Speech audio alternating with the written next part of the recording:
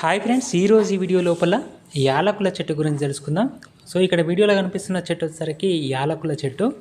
ఇది మనం ఒక్క కొమ్మ పెడితే మనకు విరివిగా వస్తుంది. దీని ఫ్లవర్ వచ్చేసరికి చూసుకున్నట్టయితే ఇక్కడ వీడియోలో కనిపిస్తుంది కదా, ఈ విధంగా ఫ్లవర్ అయితే ఉంటుంది. మనకు లిల్లీ ఫ్లవర్ లాగానే వస్తుంది.